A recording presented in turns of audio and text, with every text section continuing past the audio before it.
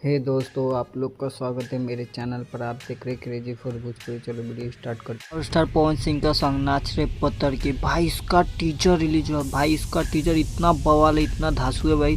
सच्ची में आप जाके देखिए, क्या जबरदस्त टीजर है। आप टीजर नहीं देखे तो पार फिल्म यूट्यूब चैनल पर रिलीज हो रही है। देखिए क्या जबरदस्त टीजर है, एकदम बवाल टीजर है। जैसे कि आप जानते हैं, आज खेसारी लाल यादव का 2 सॉन्ग रिलीज होने वाला। पहला भोजपुरी सॉन्ग है, दूसरा बॉलीवुड का सॉन्ग है जो आज खेसारी लाल का रिलीज होने वाला। भाई आप बोलते पावर स्टार पवन सिंह का ये सॉन्ग कब रिलीज होने वाला, बढ़ने से पहले ऐसे ही अपडेट पाने के लिए मेरे चैनल को सब्सक्राइब करके रखो। भोजपुरी का हर खबर सबसे पहले मेरे चैनल पता। इसके राइटर है राहुल यादव, म्यूजिक डायरेक्टर है दीपक दिलाश और प्रियांशु सिंह। इसमें म्यूजिक डायरेक्टर दो है और नजर आने वाला है श्वेता शर्मा। इसको गायले पावर स्टार पवन सिंह और गोल्डी यादव। अब बोलते पावर स्टार पवन सिंह का ये सॉन्ग कब रिलीज हो रहा।